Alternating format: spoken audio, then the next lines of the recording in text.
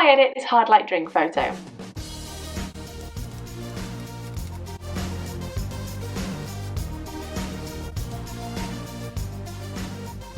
What's up YouTube, and welcome back to my channel. On this channel I talk about everything to do with food and drink photography. This week's video is keeping in theme with our summer drink series. I'm going to be editing this summer drink photo that I took recently.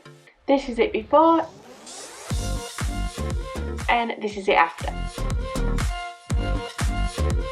So if you are interested in exactly how I achieved this look, I'm going to hop onto Lightroom and show you exactly how I edited it. If you're looking at me and wondering why I've got a hanging towel, that is just to help with the echo in this room because the walls are quite close. It's not how I dry my washing.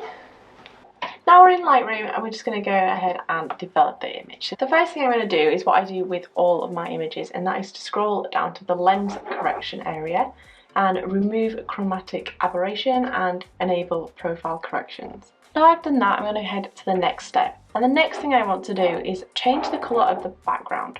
So here we've got a very light blue background, but I wanted to make this a little bit more of a greeny turquoisey colour. I just think it's going to really make that whiskey stand out and pop, and it's going to give it a much more summery feel. To do that I'm going to go down to the hue saturation panel here, and with the aqua I'm just going to drag that as green as it can go, and with the blue as green as it can go. Now you can see this is obviously a completely different colour, but because I've only been changing the blue and the aqua, there's no blue or aqua in the drink itself, so it's only been changing the background. I'm just going to take these both and lighten them just so lightly, just to give it more of that light and airy feeling that we're going for. Usually I would be fiddling about with the hue panel sort of towards the end of editing an image, but as soon as I shot this image I knew I wanted a slightly different coloured background, which is why I went ahead and did that first. Now I'm going to go back up to the top. I'm going to hang around in the basics panel for a little bit. What I'm going to do here is I'm going to bring the shadows up and bring the highlights down. This is going to sort of look slightly less contrasty, but we're going to fix that. And the way we're going to fix that is by increasing the whites. So anything white and crisp in that image is going to be a little bit brighter. And then with the blacks, I'm going to bring that right down, but which is going to help with our hard, crisp shadows. It's going to really make them stand out. The next thing I want to do is just increase that clarity just slightly. So this is going to help give a bit more of that detail back into the sort of like the water droplets on the glass and that ice cube.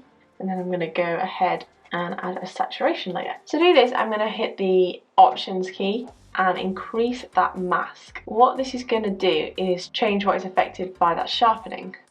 So about there, so we're mainly just kind of got it on that ice cube, and then increase sharpening.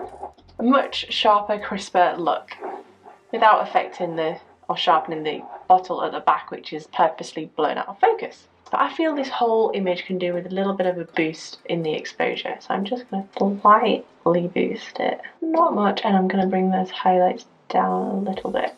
So you can see here, before I did that and after. What I'm going to do now is I'm going to play around with that hue panel again, but I'm just going to focus in on the orange. So that's the colour of the whiskey mainly. I'm going to just bring that hue just down slightly, just to give it a bit more of like that deep golden tone, and increase the saturation a little bit, just slightly. We don't want to go crazy overboard with the saturation. We decrease that luminance just to make it look a bit deeper.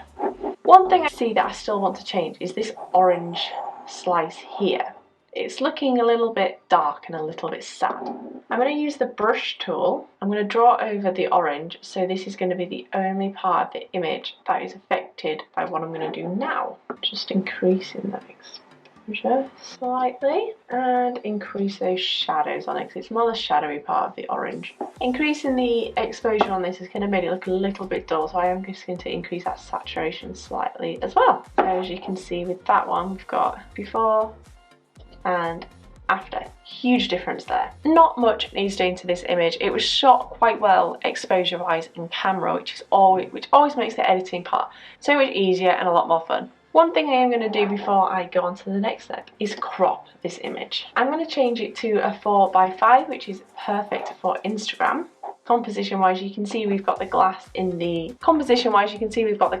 left hand third. So we're kind of using the rule of thirds for this image. Colour wise, I think this is looking pretty great. The last thing we're going to do, just to add a little bit more of an overall contrast to the image, is go down to the tone curve here. And I'm going to put a pin in the top left corner, one right in the middle, and then one in the bottom left corner. So one in the top right, one in the middle, and one in the bottom left.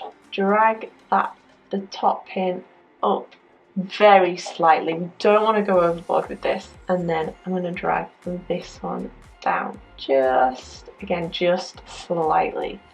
This is a really great way to just add a bit of last minute contrast to the whole image as a whole. We've really made those blacks stand out. So you can see here before and after. Crazy difference. But we're not finished yet. For this image particularly, I've got a few more changes to make, and to do that we're going to go into Photoshop. So right click the image, edit in, and then Adobe Photoshop. Okay. So the first thing I've come in here to do is to clean up the glass and the background. With this background, it's had its fair share of use and it's had a few little scuffs. So I'm just going to go through with mainly the patch tool. I think I'll be using for this. If you want some more tips on how to use Photoshop, I have a video up here, which I'll put up here. 5 of the best tools in Photoshop.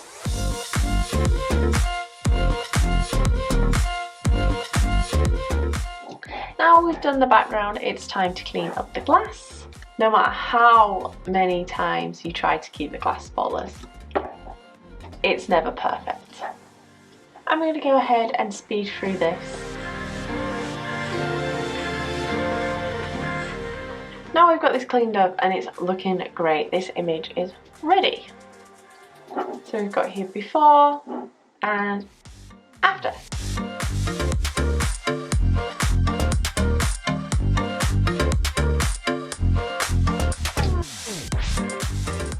And that is the whole editing process, guys. I have already edited some of the photos in this series, but I've done it on Capture One. I wanted to make this video in Lightroom because I think more of you guys use Lightroom, but if you are interested in a video on Capture One, let me know in the comments below. If you're interested in more of my editing videos, you might want to check out this video here. Let me know if you do have any questions about editing. It can be Lightroom, Photoshop, or even Capture One. I will answer that question and maybe even do a video on it. Thank you very much for watching, guys. I'll see you in next week's video. Bye!